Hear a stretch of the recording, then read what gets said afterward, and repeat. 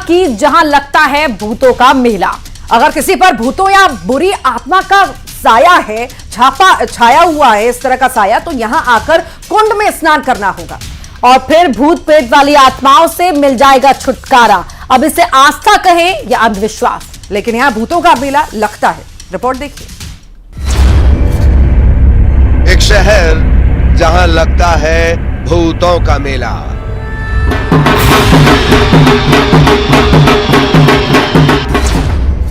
एक डुबकी, कभी पास नहीं आएगा भूत।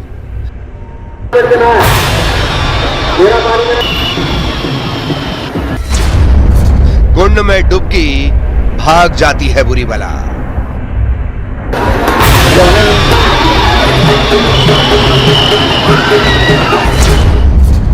महाकाल नगरी में भूतों का मेला।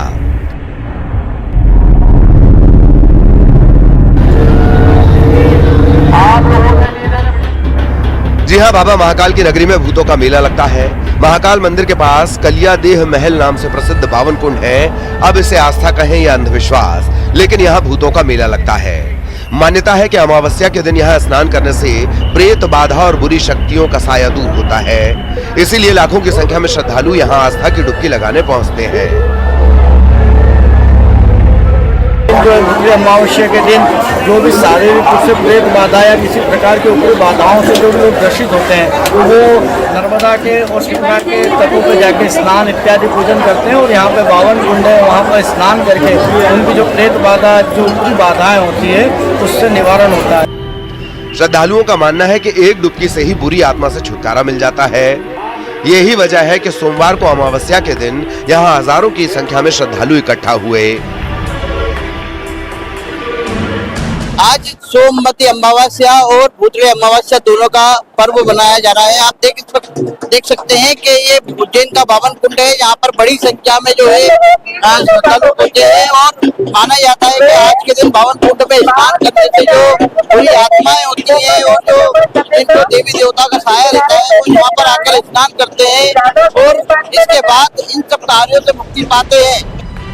मान्यता है कि ऐसा करने से मोक्ष की प्राप्ति होती है। स्कंद पुराण में भी इसका उल्लेख मिलता है।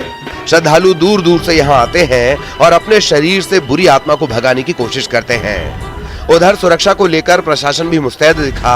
सुरक्षा के लिए पुलिस के जवान चप्पे चप्पे पर तैनात दिखे। बड़ी संख्या में पावन कुंड पर जो है श्रद्धालुओं का तांता लगा हुआ है। कानून व्यवस्था की बात की जाए तो भारी पुलिस बल भी लगा रखा है और पानी में जाने से जो लोगों को बचाया जा सके उसके लिए तैराकों को भी लगा रखा है ताकि कोई हादसा ना हो। इसको लेकर ये पूरे दिन जो है आज ऐसे ही जो है भूतड़ी अमावस्या का सिलसिला चलता रहेगा। उज्जैन से अजय पटवार, न्यूज़ 18 मध्य प्रदेश। और अब जिक्र सुकमा का, जहां 21 साल से राम मंदिर को सुरक्षा बलों की मदद से फिर से खोल दिया गया। बताया जा रहा है कि सुकमा जिले के चिंतलनार थाना क्षेत्र के केरला पेंदा गांव में 21 साल से प्रभु राम का मंदिर बंद था। गांव के कुछ लोगों ने बताया कि भगवान राम का मंदिर कई सालों पहले बनाया गया था। मंदिर कब और किसने बनाया था, ये जानकारी नहीं है। सुरक्षा बलों के कैंप खोलने के बाद जवान गांव वालों से उनका हालचाल जानने पहुंचे थे। इसी बीच गांव वालों ने सीआरपीएफ जवानों को मंदिर के बारे में बताया और मंदिर को फिर से खोलने की बात कही थी। इसके बाद सीआरपीएफ के जवानों के साथ गांव के ग्रामीण भी मंदिर की सफाई में शामिल हुए और मंदिर की सफाई कर मंदिर के कपाट खोले गए। मंदिर 2003 से बंद है। जिन्होंने नक्सलियों ने यहाँ आकर जबरदस्ती इसको बंद करवाया था और इस मंदिर को काफ़ी नुकसान पहुँचाया था। ग्रामीणों के ही आग्रह पर इस मंदिर की साफ सफाई और काफ़ी इस मंदिर में कार्य किया गया, जिससे ग्रामीण काफ़ी उत्साहित हैं और मंदिर का साफ सफाई करने के बाद मंदिर पुनः ग्रामीणों को। दरअसल साल 2003 के आसपास नक्सलियों ने मंदिर को बंद करने का फरमान सुनाया था, जिसके बाद से मंदिर के कपाट बंद कर दिए गए थे। बीच में ग्रामीणों ने मंदिर में पूजा करने की कोशिश भी की, लेकिन नक्सलियों ने ऐसा होने नहीं दिया। हमारे सहयोगी सत्यनारायण चांडक की रिपोर्ट देखिए। नक्सल पर इलाका चिंतलनार है, उसका वहां से करीब 7 किलोमीटर दूर केरला पेंदा गांव है, जहां पर 21 सालों से भगवान श्री राम का मंदिर बंद हुआ था। 2003 में नक्सलियों ने एक बैठक ली गांव में और ग्रामीणों को फरमान सुनाया कि इस मंदिर को बंद किया जाए, जिसके बाद से ये मंदिर बंद था और जर्जर इस अवस्था में मंदिर की स्थिति थी। हालांकि ग्रामीण उन्होंने जो जानकारी दी कि 1-2 लोग मिलकर पूजा पाठ करते थे, लेकिन मंदिर पर जो है ताला लगा हुआ था। लेकिन कुछ दिन पहले ही लखापाल में एक कैंप स्थापित हुआ सीआरपीएफ का, और सीआरपीएफ के जवान जब गांव गए तो ग्रामीणों ने बताया कि ये मंदिर यहाँ पर स्थित है और हमारी इच्छा है कि मंदिर के द्वार खुले और हम फिर से पूजा पाठ करें। जिसके बाद सीआरपीएफ जवानों की मदद से ग्रामीणों ने मंदिर की साफ सफाई की और श्री राम मंदिर के पट खोले और पूजा पाठ शुरू की। बताया जाता है कि मंदिर प्राचीन काल में बना हुआ था और मंदिर के भीतर भगवान श्री राम लक्ष्मण के साथ में जानकी माता विराजमान है। वहीं मंदिर के शिखर पर हनुमान की मूर्ति लगी हुई है। इस सीआरपीएफ के इस प्रयास से चारों तरफ से जो है ग्रामीणों में काफी खुशी की लहर हुई है, क्योंकि काफी सालों से ये मंदिर बंद हुआ था और अभी मंदिर का जीर्णोद्धार का काम भी ग्रामीण कुछ ही दिन बाद शुरू करेंगे। सदी चांडक, न्यूज 18, सुकमा। लोगों में रील्स का खुमार इस तरह छाया हुआ है कि लोग मंदिर और सार्वजनिक जगहों को भी नहीं छोड़ रहे। ऐसे में कई बार रील्स बनाने वालों को जब रोका जाता है, टोका जाता है, तो झगड़ा भी शुरू हो जाता है। कुछ ऐसा ही मामला उज्जैन और आगरा से सामने आया, जहां रील्स बनाने को लेकर सुरक्षा कर्मियों और महिलाओं के बीच विवाद के बाद मारपीट हो गई।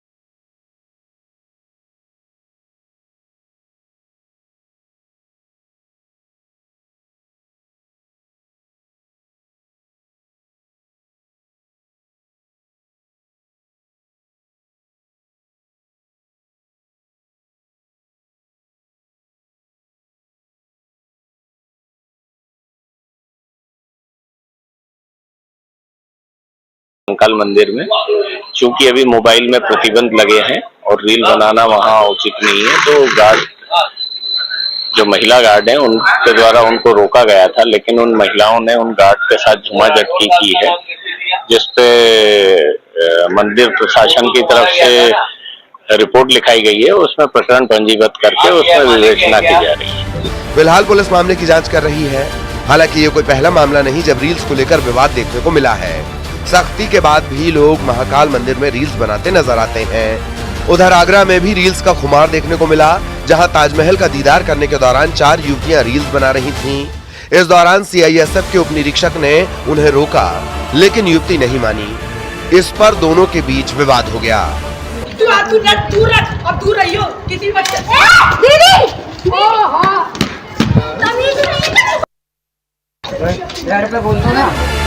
दोनों में मारपीट और धक्का मुक्की भी की गई। आप तस्वीरों में भी विवाद और धक्का मुक्की देख सकते हैं।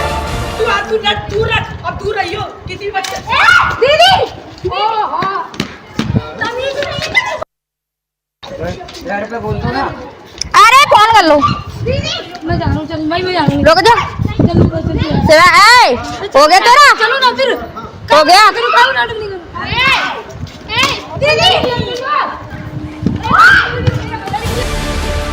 इसका वीडियो सोशल मीडिया पर वायरल हो रहा है।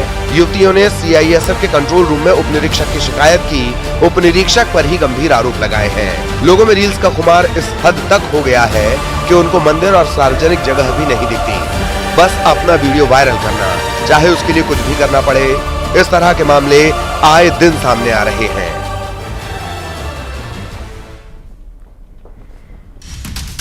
अब बात एक ऐसे शख्स की करेंगे जो रौब झाड़ने के लिए पुलिस की वर्दी पहनता था, लेकिन उस वर्दी ने उस शख्स की पोल खोल दी। जी हां, पुलिस ने एक ऐसे ही शख्स को पकड़ा है जो नकली पुलिस वाला बनकर लोगों पर रौब झाड़ता था।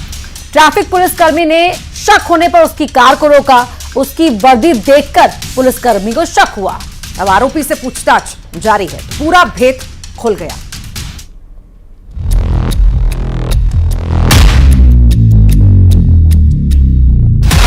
सामने आया वर्दी का खेल।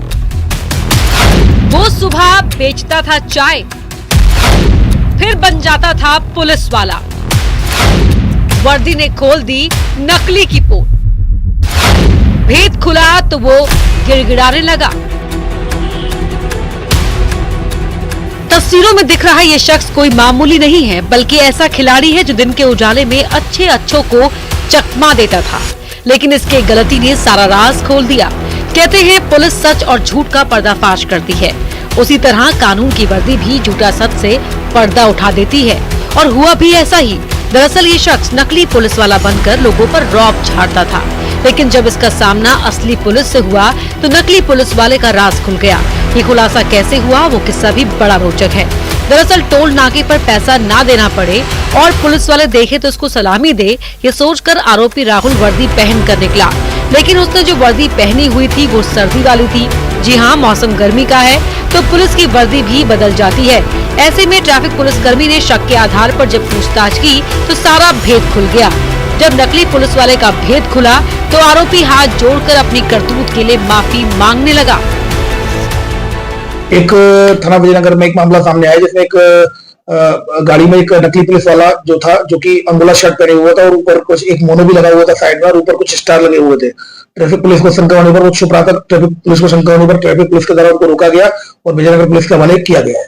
अभी विजयनगर पुलिस में फिलहाल ये मंदसौर का रहने वाला है, मूलतः है ये व्यक्ति, संदिग्ध व्यक्ति है, मंदसौर का रहने वाला है। अभी फिलहाल विजयनगर पुलिस के द्वारा उससे पूछताछ की जा रही है कि इसमें वर्दी, चूंकि नीचे पैंट उसका सिविलियन का पैंट था, लेकिन ऊपर उसने अंगोला शर्ट डाली हुई थी, तो इस पर से पूछताछ की जा रही है। कहीं किसी गलत कोई अपराध करने के इरादे से तो नहीं आया या फिर इसने किस तरह की घटनाएं तो नहीं की है।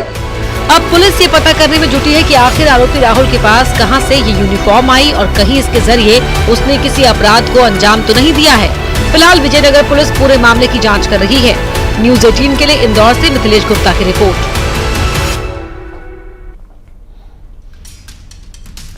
सियासत का रण सज चुका है, योद्धा मैदान में उतर चुके हैं। उधर चुनाव की दुकान भी सज गई है, जहां युद्ध के प्रचार और प्रसार के लिए सामग्री मिलेगी। डिजिटल के दौर में आज भी गमछा, दुपट्टा, बैनर, पोस्टर और पैम्पलेट की खूब बिक्री होती है। इस बार तो महिलाओं के लिए भी खास तौर पर दुकानों में प्रचार सामग्री उपलब्ध है।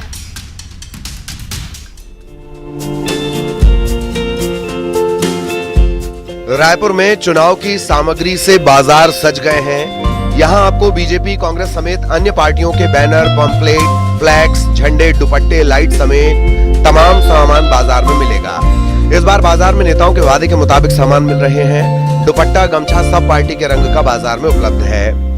बाजार जो है चुनावी सामग्रियों से पूरी तरह से सज धज कर तैयार है। तस्वीर हम आपको दिखा रहे हैं कि बाजारों में फ्लैक्स, होर्डिंग्स, बैनर, नेताओं की तस्वीर वाली पोस्टर्स वगैरह, ये सारी सामग्रियां जो है बाजार में अवेलेबल है। महिलाओं के लिए बाजार में अंगूठी, पर्स, हेयर पिन और बक्कल भी मिल रहे हैं। दुकानों पर चुनाव सामग्री लेने के लिए नेता और कार्यकर्ता पहुंच रहे हैं। उसमें उनके लिए बक्कल हो जाते हैं, उनके कीरिंग्स हो गए, या बालों में लगाने के लिए ऐसे ब्रोच आ रहे हैं। इस टाइप की चीज़ें बन रही है, या बालों में जैसे आदमी लगा सकते हैं, ये इस टाइप के महिलाओं को लुभाने के लिए। उधर दुकानदारों की माने तो चुनावी खर्चे की लिमिट की वजह से धंधा थोड़ा मंदा हो गया है। हालांकि कुछ दुकानदारों का कहना है कि डिजिटल प्रचार का अपना दायरा है, थोड़ा बहुत असर जरूर होता है, लेकिन इससे फर्क नहीं पड़ता। माहौल तो इस बार अभी धीरे धीरे उठ रहा है। कुछ गर्मी का असर बाकी जरूर पड़ रहा है, पर चूंकि माहौल दिखाना है तो झंडे, मफलर तो बहुत ज़रूरी रहते हैं। और लोगों को ऐसे लगता है सोशल मीडिया के आने से ये काम कम हो जाता है, पर नहीं होता। फिलहाल सियासी माहौल गर्म है। 19 अप्रैल को पहले चरण का मतदान होना है। ऐसे में प्रदेश पूरी तरह से सियासी रंग में रंगा हुआ दिख रहा है। रायपुर से तनु वर्मा, न्यूज़ 18।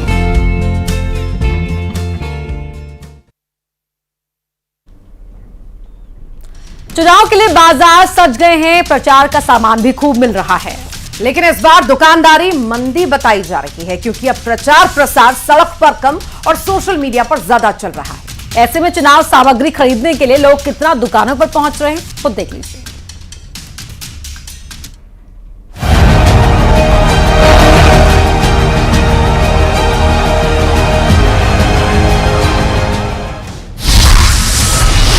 बैनर का धंधा चल रहा है मंदा। चुनाव की डिजिटल तैयारी, पोस्टर्स बैनर्स के धंधे पर भारी। चुनावी प्रचार, रैलियां, जनसभाएं, ये शब्द सुनते ही मन में कई तरह की तस्वीरें बनाती हैं। हाथों में झंडे, सड़क पर बैनर, पोस्टर्स, नेताओं के डोर टू डोर कैंपेन्स में बांटे जा रहे पैम्पलेट्स, ऐसी कई तस्वीरें आंखों के सामने तैरती हैं। लेकिन हकीकत ये है कि जैसे जैसे दौर आगे बढ़ रहा है, चुनावी सामग्रियों के इस्तेमाल में कमी आ रही है। डिजिटल दौर में प्रचार भी सोशल मीडिया पर ही होने लगा है और यही वजह है कि झंडे और बैनर पोस्टर्स का धंधा अब मंदा हो चला है। देखिए, फर्क पड़ता है, मगर जो पारंपरिक रूप से जो चलता आ रहे चीजें वो पारंपरिक रहेंगी। जैसे झंडा, मफलर, ये सब पारंपरिक चीजें हैं। चुनाव प्रचार का पारंपरिक तरीका अब कम होता जा रहा है।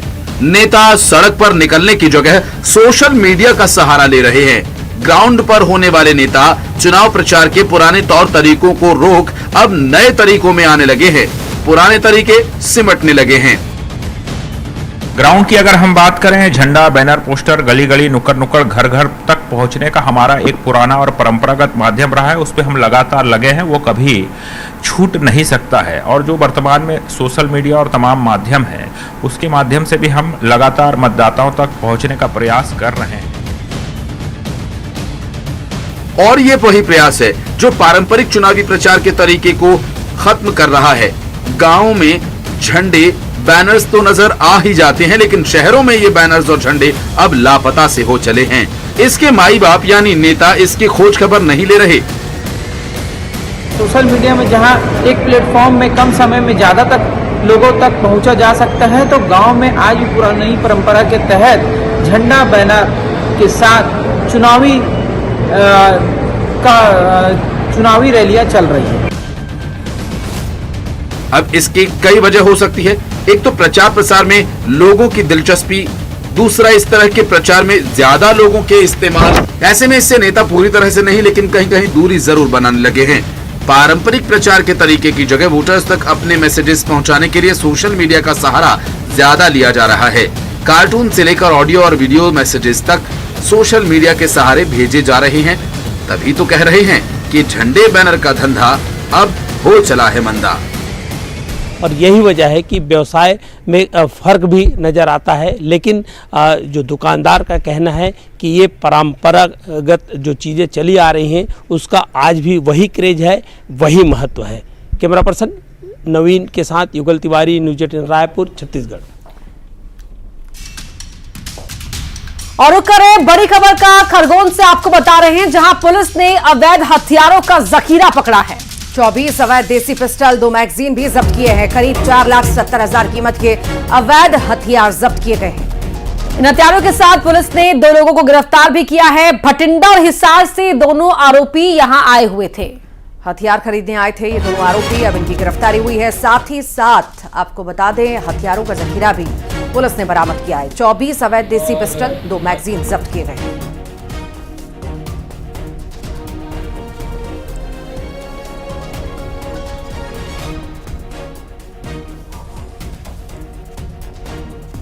तो अवैध हथियारों का जखीरा पकड़ा गया है। साथ ही साथ आरोपियों की गिरफ्तारी भी हुई है। इनसे पूछताछ होगी और भी कई बड़े खुलासे होने की उम्मीद है। बता दें आपको, खरगोन की ये जानकारी आपको इस वक्त दे रहे हैं। करीब 4,70,000 कीमत के अवैध हथियार यहां से जब्त किए गए। 2 आरोपियों को गिरफ्तार भी किया गया है।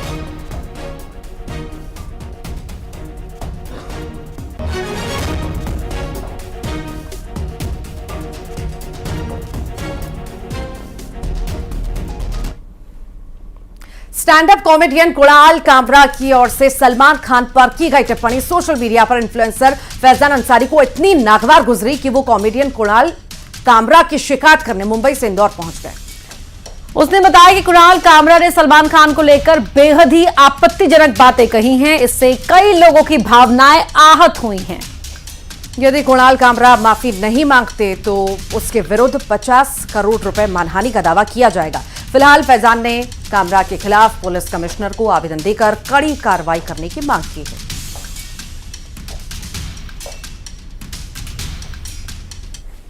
सलमान खान से मॉरल ज्ञान लेने का, हर सैटरडे संडे सलमान खान आएंगे और वो आपको बताएंगे आप बेहतरीन इंसान कैसे बने। अगर आप एक सिंगर है और आपका बेटा एक सिंगर है, तो अगर आप अपने बेटे को अच्छी तालीम देंगे सिंगर होने की, तो क्या उसे नेपोटिज्म।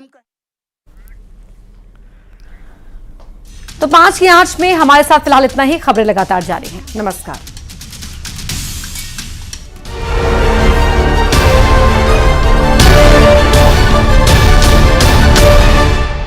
सुबह 7 से 9, दोपहर 12 से 2 और शाम 7 से 9 बजे का वक्त आप दर्शकों के लिए होगा बेहद खास, जब न्यूज 18 मध्य प्रदेश छत्तीसगढ़ पर खबर भी मिलेगी और इनाम भी एक साथ। न्यूज 18 पहचान कौन कॉन्टेस्ट में हिस्सा लीजिए और इन समयों पर दिखाई जा रही खबरों के बीच पूछे गए आसान से सवालों का जवाब दीजिए। सही जवाब जिताएगा शानदार इनाम। रजिस्टर करने के लिए QR कोड स्कैन करें या इस नंबर पर मिस कॉल दें। खबर देखिए, इनाम जीतिए, सिर्फ न्यूज 18 मध्य प्रदेश छत्तीसगढ़ पर।